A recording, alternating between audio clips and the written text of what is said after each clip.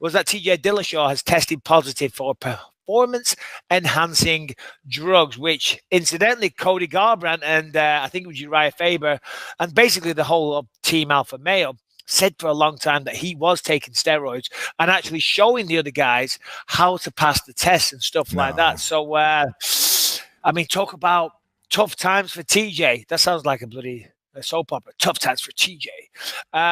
Loses to Cejudo in, I don't know, 29 seconds.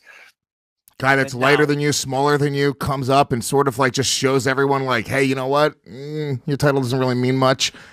And now it's been months too. He waited a long time.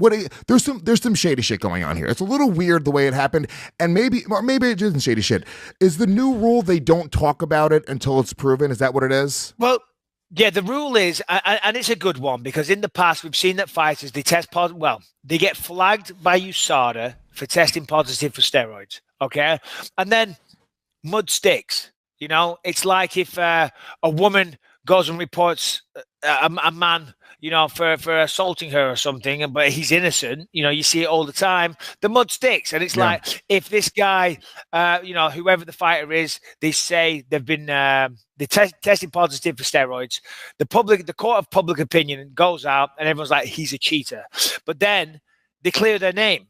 But they still can't remove that stigma. So the USADA now, the new policy is that they don't make it public until, you know, there's been a thorough investigation and they're definitely sure. And then they make it public.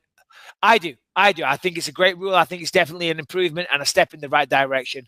TJ put a statement out, like everybody does, denying it, saying I'm working very close, go on, pull it up. Yeah, Harrington, you can read the statement. It up.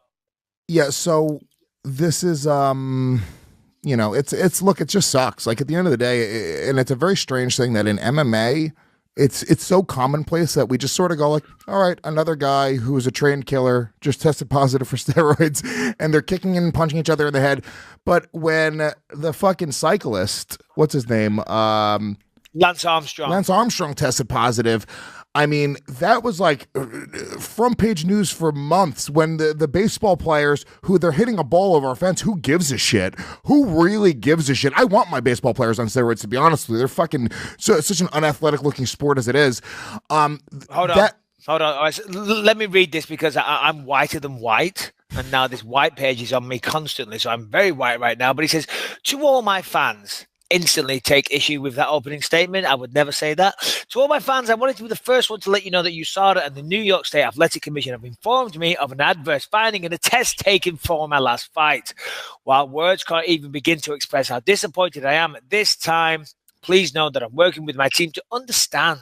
I just need to understand what has occurred and how to resolve this situation as quickly as possible.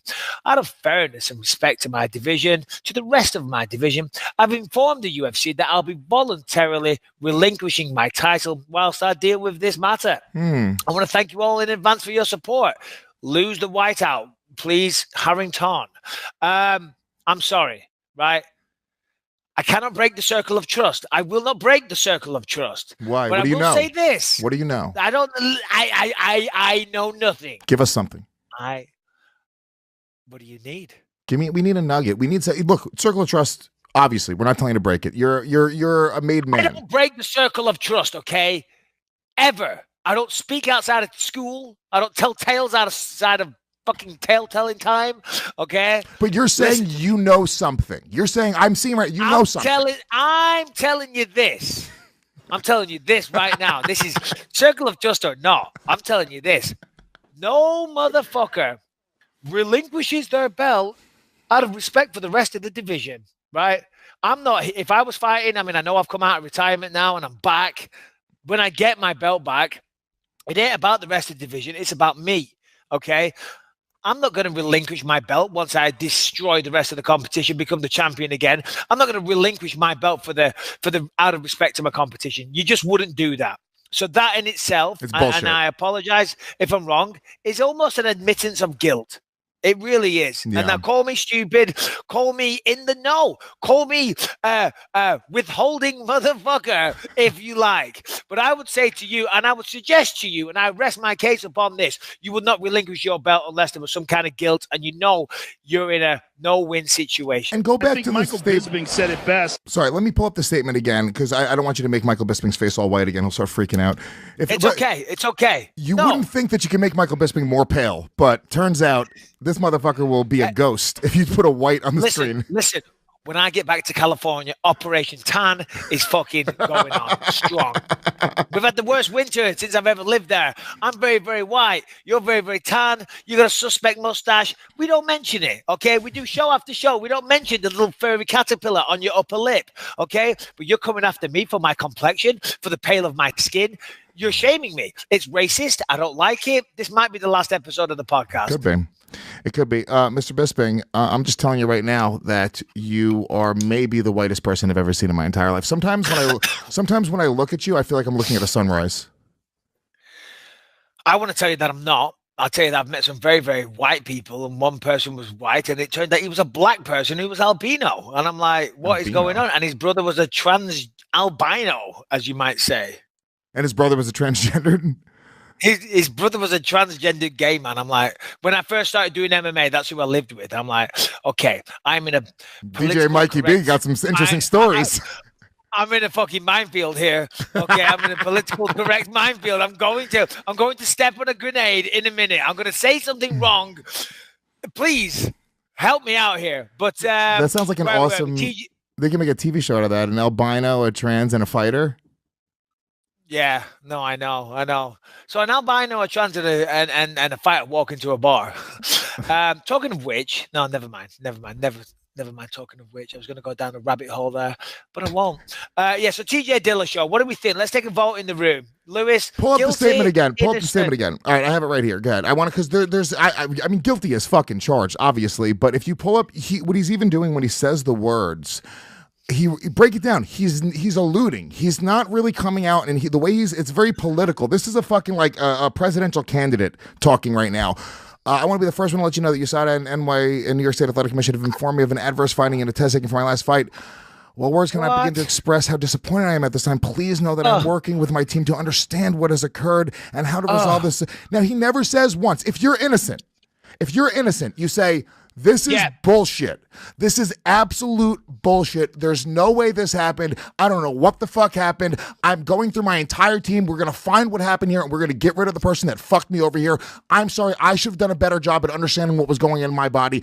But there'd be more of a passionate, actual position taken. This is all posturing in politics because he knows he's caught. And he knows that it's not a picogram thing where John Jones can angle it in whatever way. He knows he's caught. And at this point, he knows he's going to have to sort of do damage control.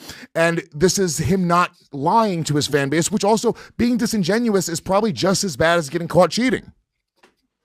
100%. Sometimes you're only saving grace. And in fact, like I'm writing a book right now. I just had a meeting with the publishers just a short while ago, and I will be making an announcement about it soon. Pre-sale will start soon, so get ready for me to annoy everybody with that. But I was working with the writer. He's writing on my behalf, but I'm telling him what to write. And we were talking about my Chael Sonnen fight. And he was like, how do you feel about Chael Sonnen? And I was like, well, to be honest, I got no ill will. And he said, hold on a minute, but you hate people that take steroids in the fighting world with a passion. I said, yes, I do. Yes, I do. I said, but Chael Sonnen, he was very, very rare that he went out there and he admitted everything. He admitted what he was taking. He admitted he was on TRT, growth hormone, and taking EPO. Okay, he came clean. He admitted it, and he was punished. He was fined. He lost his job at Fox Sports, and he was suspended for 2-3 years. In fact, he never fought for the UFC again. I think he retired at that time. So he paid the price. He was made to suffer, and he also came clean and admitted it. So therefore, I have no issue with that because at least there's some decency there. You know what I mean? You can see the moral code on display because to cheat in this sport, and I hate banging on about this because it's all I ever fucking do. But the danger is very, very real. I have the injury still to this day. Do you know what I mean? I'm not going to go into them, but I do. From people taking steroids, and you're cheating people. There's supposed to be honor and a certain moral code, as I say, when you fight. You're going in there, and anybody that wins after taking steroids, I mean, if they're the type of person to take steroids, they probably don't feel like that. But I wouldn't be comfortable taking that win, taking the credit. I wouldn't lie in bed at night thinking I'm a badass because I won a fight while taking steroids and no one knows about it. So for many, many levels, for many, many reasons, it's the lowest of low in combat sports, if you ask me.